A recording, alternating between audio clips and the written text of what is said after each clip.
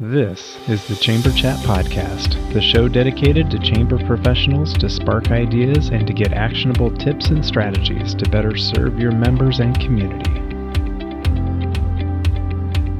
Hello, Chamber Champions. Welcome to Chamber Chat Podcast. I'm your host, Brandon Burton, and it's my goal here on the podcast to introduce you to people and ideas to better help you serve your chamber members and your community. Our title sponsor is Community Matters, Inc. With nearly 20 years in the chamber industry and over 100 media awards presented to their chamber partners, Community Matters provides the R&R that every chamber needs, revenue and recognition.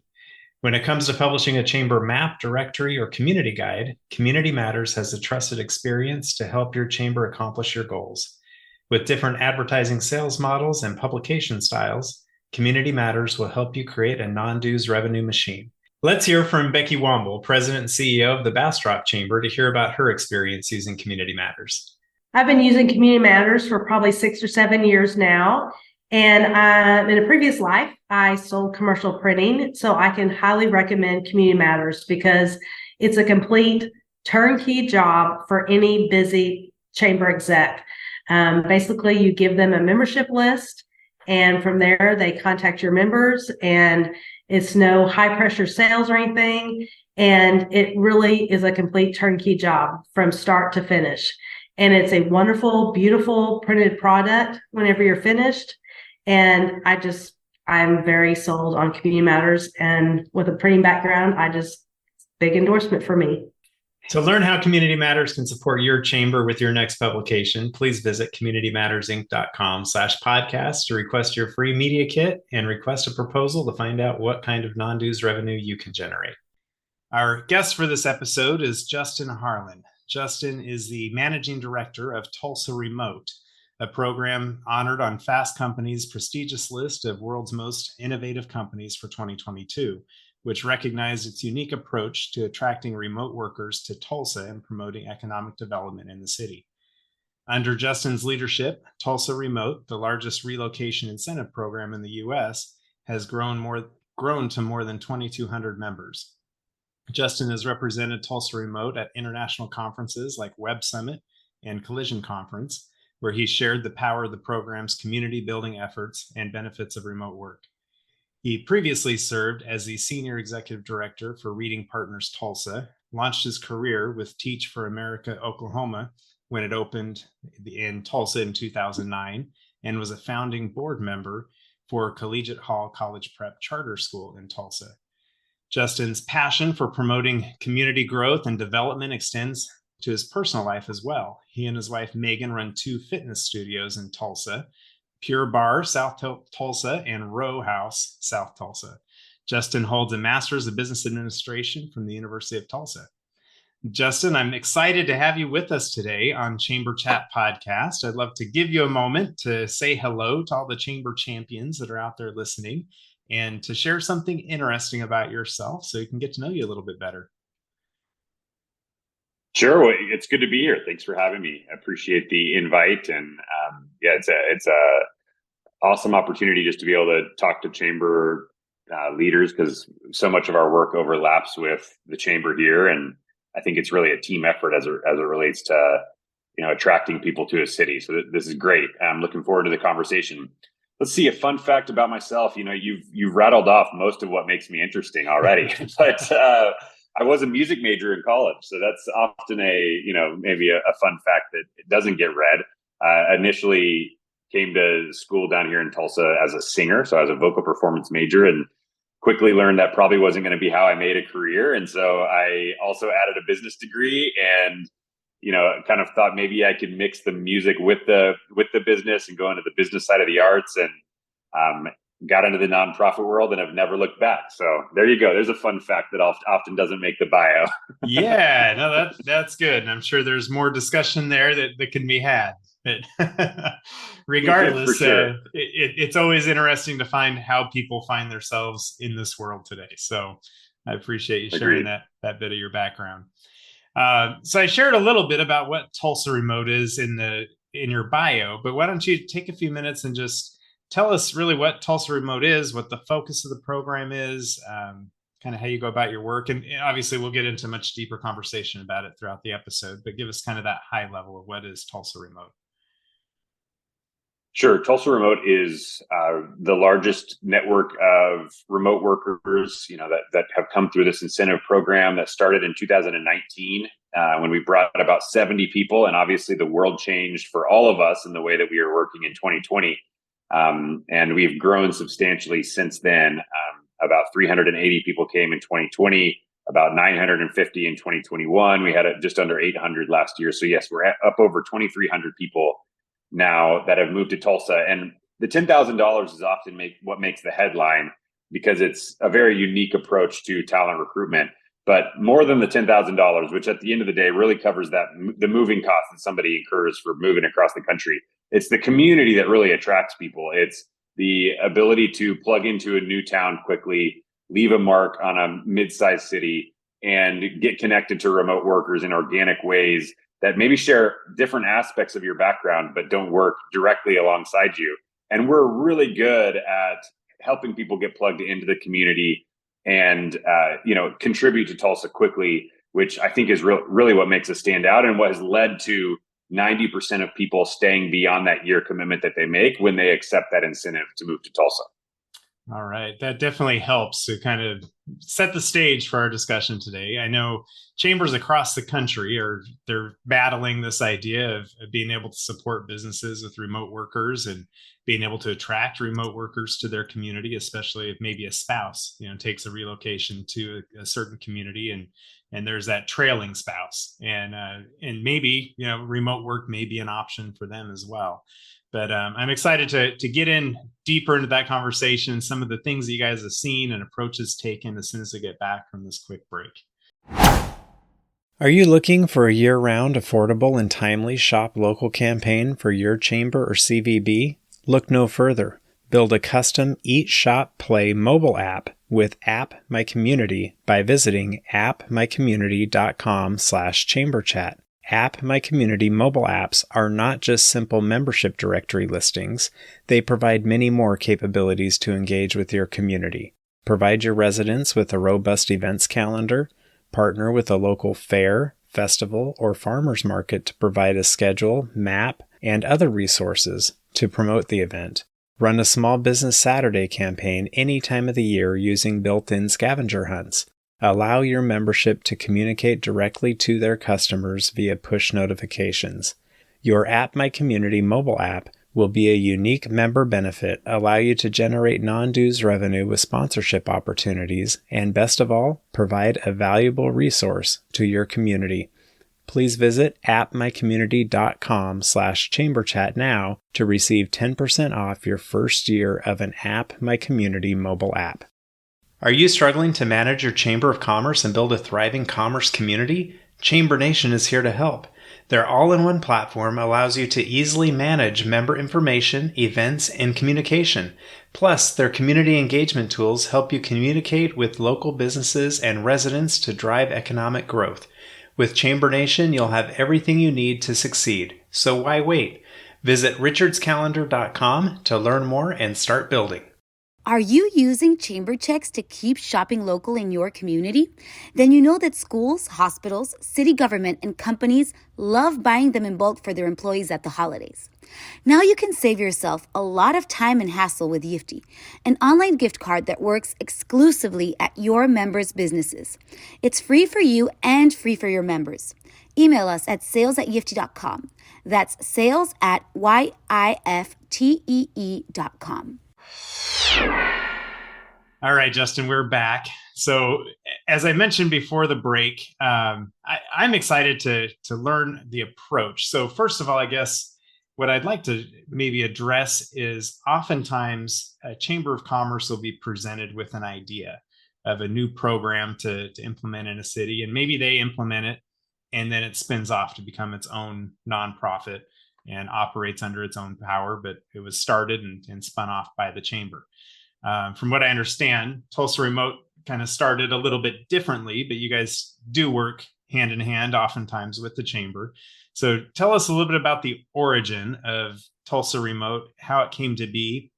And I want to hear it just for the benefit of listeners who are trying to adapt for their community, how something like this might look.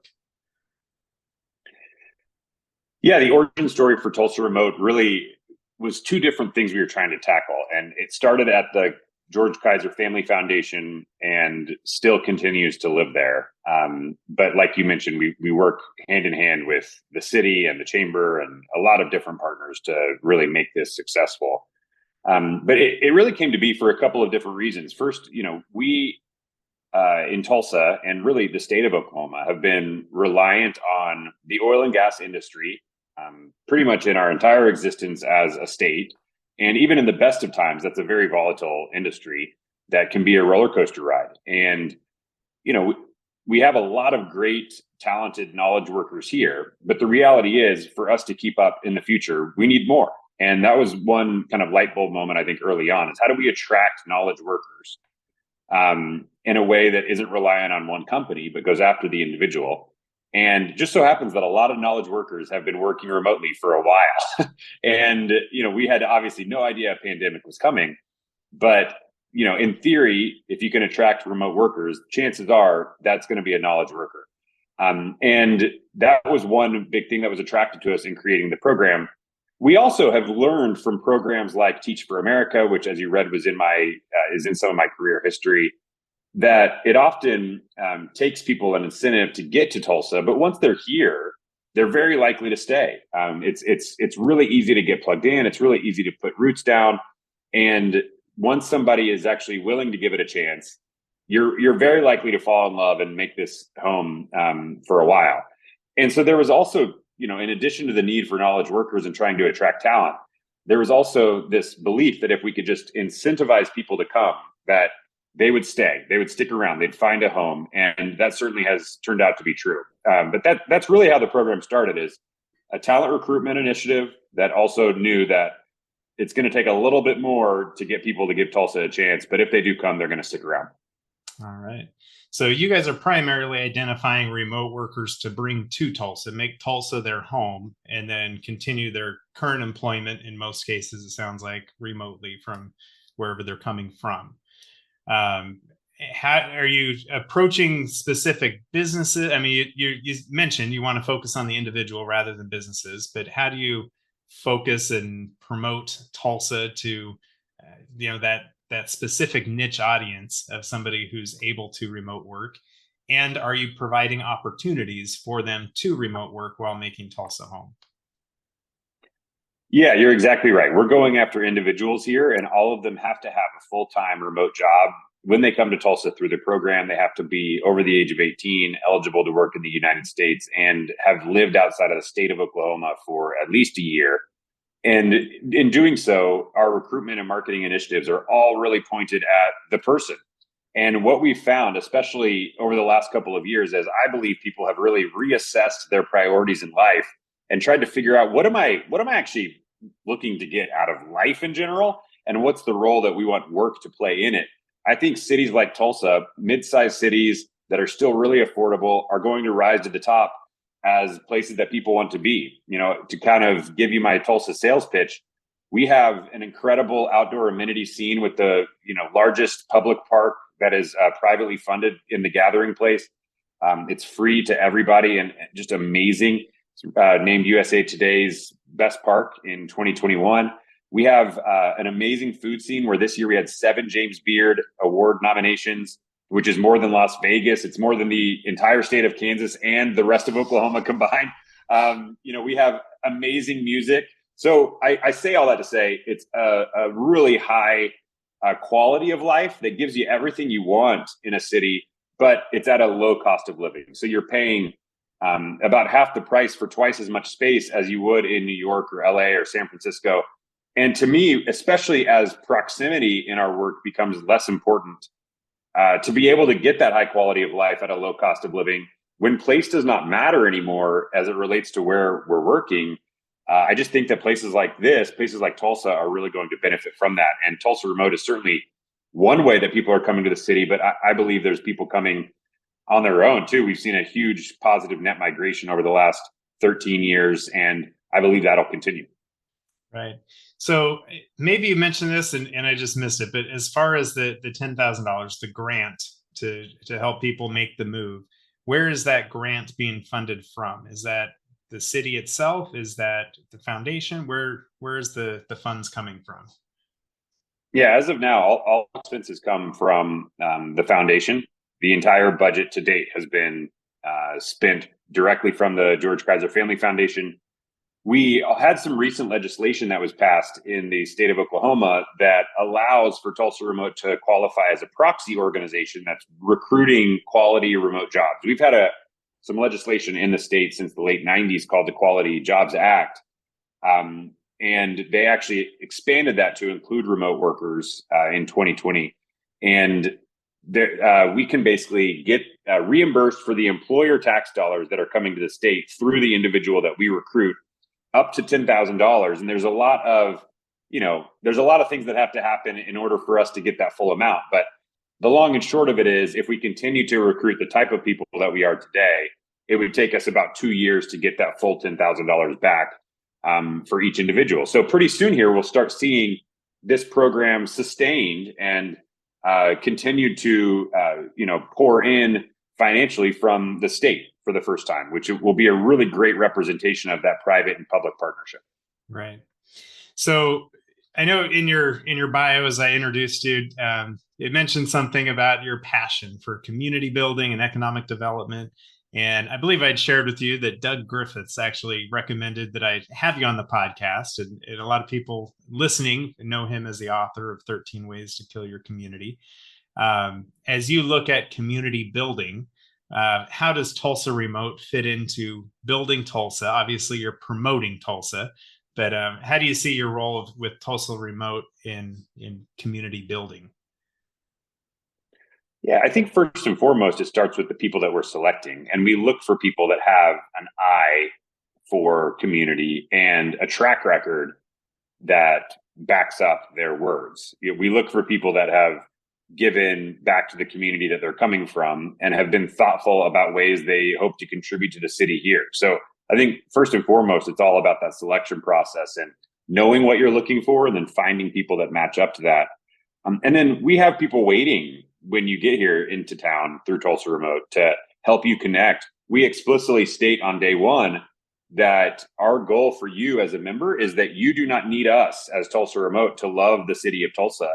I think we're really doing our job when we help somebody integrate into the community in a way that aligns to their values and passions and gives them real ways to contribute. And a lot of it, I think this is really just community in general. I think a lot of it has to do with how we as individuals enter into a space. What's the posture that we take when we're sitting at a table of people that have been there their entire lives and we're entering in for the first time?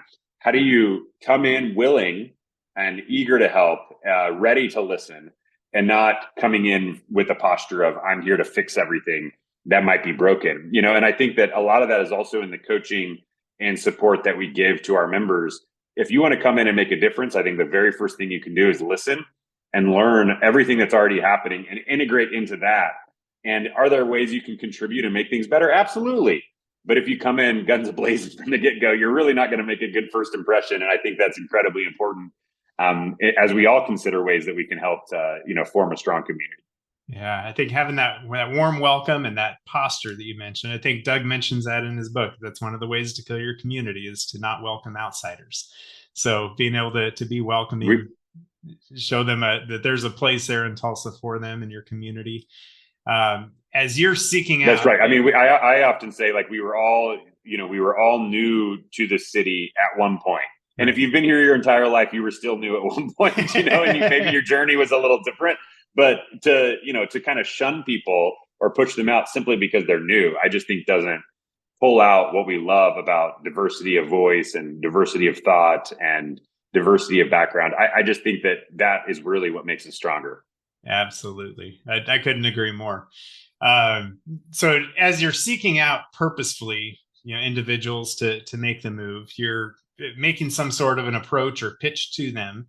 And then is there an application process that they go through to make sure that Tulsa is a good fit for them? Or what does that process look like as you try to nurture that relationship to help somebody make the move? Yeah, the long and short of it is we move really quickly when you apply, and then you have a while to decide, and we help you along that way too. But once somebody applies to the program, you typically hear back within 2 to 4 weeks as to whether you got an interview. You have a quick 20-minute interview that's really, I think, just as much about you getting your questions answered as it is about us double checking that what you said in your application is true and accurate. And then if you get in, you have a year to make the move. You have to be physically present in Tulsa to start your year, and that's kicks off with an orientation that we do. And then we offer to pay for you to come visit. So once you get in, and we say you're invited to move to the city through Tulsa Remote, we also pay for you to come and check it out, kind of a try before you buy type situation. And we roll out the red carpet and make sure that you see all the city has to offer in a way that isn't sugar-coated or fake, but just kind of allows you to decide, is this city the right place for you? And for some people, the answer to that's going to be no, which we think is perfectly fine. I don't think that any of us believe Tulsa is a good place for everybody. But we try to really kind of show the pros and cons and of all the different areas of town, and really Tulsa as a whole. What are our strengths and weaknesses? And then allow people to make the decision for themselves. And then as they move, we provide ample resources to help find housing and get plugged in. And once you're here on the ground, like I mentioned, you have somebody that's ready to help you get integrated into the community. And we have a number of events that are happening every month. And really from there, it's off and running. And your year goes by really fast, often faster than you anticipate. So yeah, that's a little bit about the process. It's really straightforward. We try to keep it very easy, and also just, know that everybody's making a very, very serious decision about their life. And we want to support with the right resources, but also want to empower them to do what's best for them. Yeah. So I'm just curious, and this may be a question that's out there in left field for you, but is there some sort of a network of people that have made the move through Tulsa Remote where they can be connected with others who've made the move and realize, we're all in the same boat together? Or is it more anonymous that as you come, you're just integrated in the community? Or how's that aspect work? Oh yeah, I mean, I'd say that's the biggest value add is there's 2,300 people here, not including spouses and kids. Right when you get into the program, you actually have access to Slack, and there's some channels in there that we use for onboarding people that are onboarding or have not yet moved to Tulsa but are kind of trying to decide. And there you can meet a number of people that can answer questions for you or tell you their perspective. You meet a lot of people when you come for that visit too. And then once you're here, it's really just a matter of getting off your couch and getting out into the city to meet people. I mean, there's stuff happening every week, whether it's social in nature or volunteering or professional development. And we also give access to a co-working space where people can go and do their remote work. And there's hundreds of people there as well that you can meet throughout the workday. So once you're here, there's honestly no better way to move across the country. As long as you're taking the initiative to kind of get out of your house and build community, there's no shortage of opportunities to do so. Right. So I know Tulsa's a great city. Got a great chamber there. Mike Neal, and who's leading a great chamber there in Tulsa. Talk to us a little bit about how you go about working with the city and with the chamber to create that community and the warm welcome, and any other way that you integrate with the city and the chamber throughout this program. Yeah, well, I think that first and foremost, our program success is going to live and die by our city's ability to market itself and brand itself across the country and across the world. And obviously, chambers play a huge role in that. There's incredible work that the chamber has done to bring in sporting events or musicians and really put Tulsa on the national map. And all of that benefits our program, where people, have misconceptions that are maybe flipped on side of its head and maybe then that causes them to maybe give Tulsa a shot or apply to Tulsa Remote. We've partnered on some close initiatives. For example, we have done South by Southwest the last couple of years in partnership with the chamber, where we are really showing off all that Tulsa has to offer for people that are willing to relocate. But at the heart of that, at South by Southwest, is music. And we've got a great, music, film, music, arts, and culture department at the chamber that they've selected all the musicians both years that we've been to South by. We're constantly, working with the city and the chamber as it relates to housing supply and ensuring that this net migration inbound is not impacting people that are already here within systemic issues, like housing. So yeah, we work really closely just to make sure that we're all on the same page and that the things that we're touting to the nation are aligned with the things that the chamber is also touting, and that there's other cities that we can often learn from through the chamber. So it really does feel like a great partnership where we all have a critical role to play to ensure that Tulsa is on the national scale viewed as a place that people want to be. Awesome. I appreciate adding that perspective of just how you integrate with the chamber and leverage on their work. And look at that, you're able to integrate a little bit of your music background there at South by Southwest. So I haven't been invited to play yet. So maybe this podcast will be my coming out party. It's putting it out there. Yeah, I feel that invite's coming. Yeah. Well, I'm curious, as far as a chamber listening who might be interested in trying to attract some remote workers to their community, I guess without giving away all the secrets, right? You got to hold some advantage. But what tips or action items might you share with a chamber who maybe wants to explore getting into similar line of work? I don't think that what I have to share is necessarily rocket science, but what I think we've done really well at Tulsa Remote is considered what makes our city unique and figured out who is it that we want to attract that we think would be a good fit for what makes our city unique, and then created marketing campaigns around that. And I think everybody's got something that makes your city stand out. And there's something about your place that other places do not have. And the more that you can lean into that rather than trying to be something that you're not, or being something that somebody else is that you really want to be. I just think the more that you can lift up what makes you special is only going to attract what other, the people that belong and fit in your city are going to see and want to be a part of. And I think the special twist that we've had on that at Tulsa Remote certainly was a lot about timing, and the success of the way that our work environment shifted drastically has caused our community to grow like crazy. But I think something that we were doing before Tulsa Remote even existed is leaning into what makes Tulsa a special place, leaning into why people would want to be here right now. And I think the more that cities and chambers could do that, the more successful you'll be, and the more that you'll see people coming aligned to the type of folks that you want to attract. And to me, that's really applicable across businesses. That's applicable across cities. And I don't think there's, anything in that statement that we didn't already know. I think playing it out and making it, happen in action is really the difficult part. Yeah. It sounds like placemaking is the big factor there in making your community attractive and really highlighting what makes you stand out.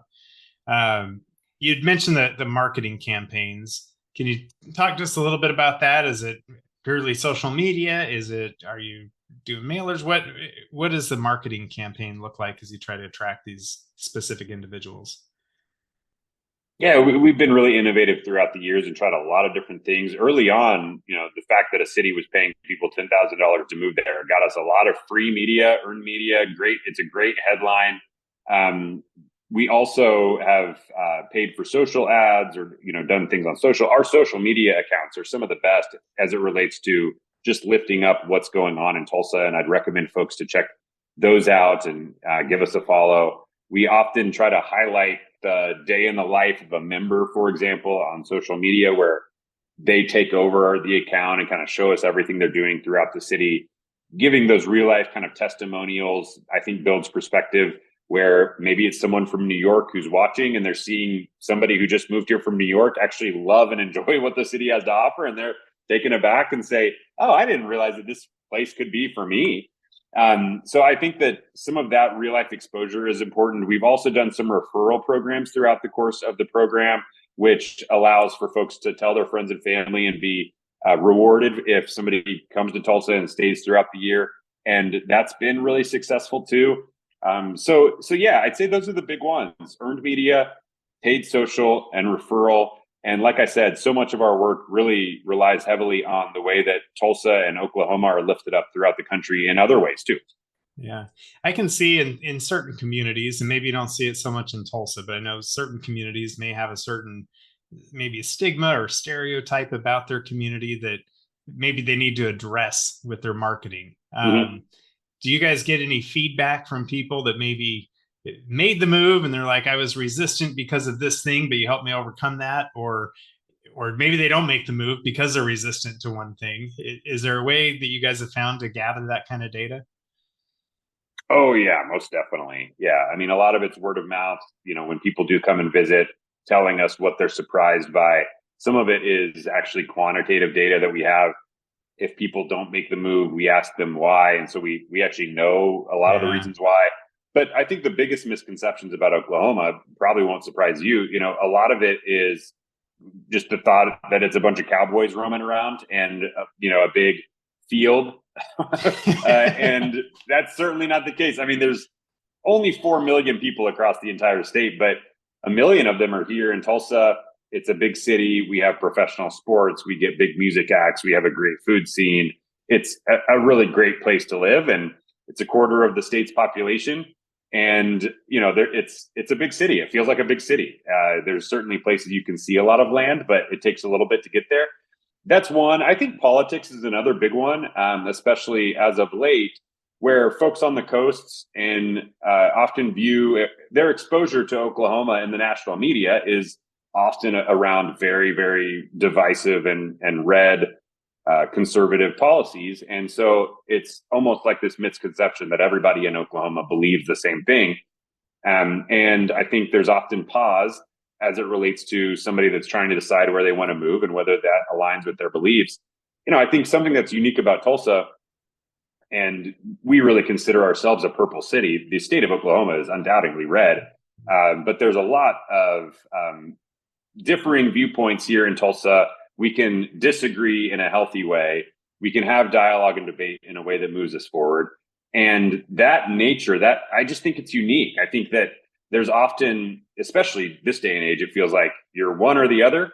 And I think that when you can find places that really embrace both and talk through differences in a healthy way, I think that's really going to be what sets us apart in the country over the next decade or so. Like these are places we should be tapping into more and learning from, as opposed to oftentimes we hear from our members, they were in a place that said they really value diversity, but when they really step back and think about who they were surrounding themselves with, it was people that looked just like them and thought just like them.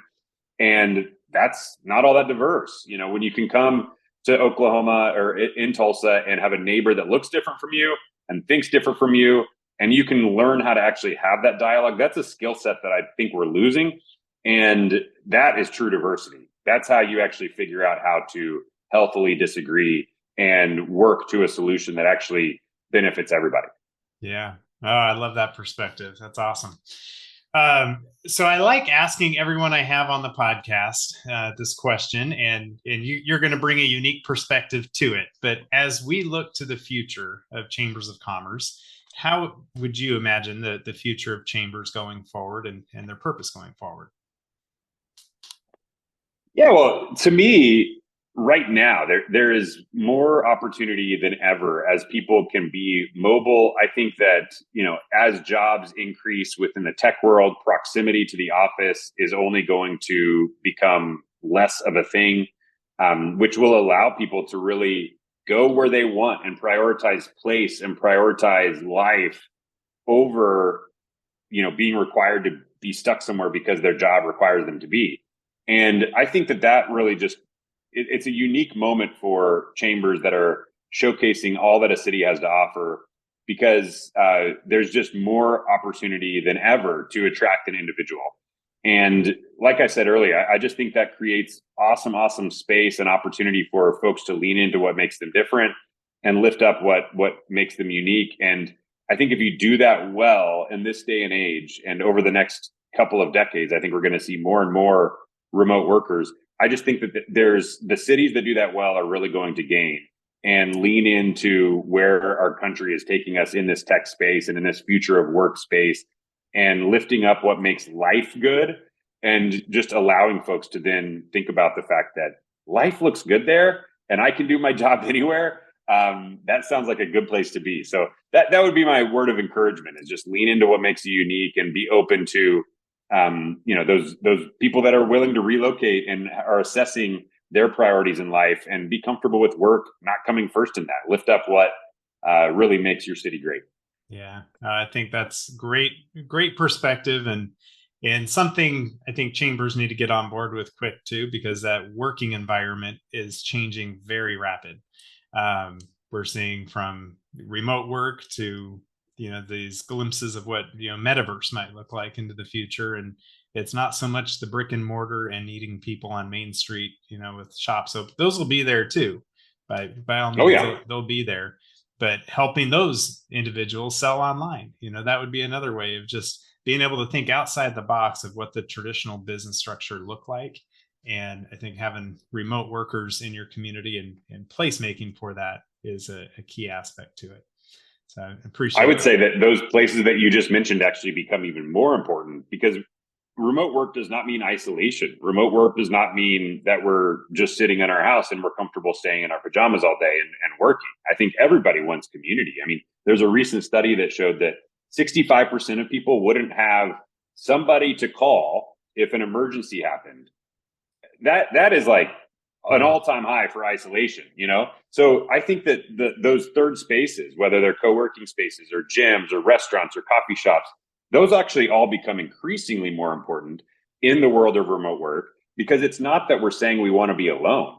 It's not that we're saying we want to close the office door and put our head down and our music on. We still need connections. We still need people. And I think that's what has actually made Tulsa Remote thrive, is the fact that in the remote work conversation, we've also created space and community for people to connect. And there's a lot of power in that. And the third spaces aren't going anywhere. In fact, I think, they become even more important to build and expand and make present and promote, because those are the spots. If remote work continues to increase, those are the spots that people are going to build those connections and build community. Right. You mentioned co-working spaces, and I just a few weeks ago was visiting one, and they've been completely full and have a waiting list, for months out, because people want that community as they do remote work. So you're spot on. Yep. Anybody listening wanting a good business model, those shared office spaces are huge. But Justin, as we wrap up here, I wanted to give you an opportunity to share any contact information for listeners who might want to reach out and connect. You had mentioned following on social. What would be the best ways for them to do that and to be able to connect with you? Yeah, following on social is great. If you want to add me on LinkedIn, that's often a place that I do connect with folks. And then if you have any questions for us at our program, if you just email info at tulsaremote.com.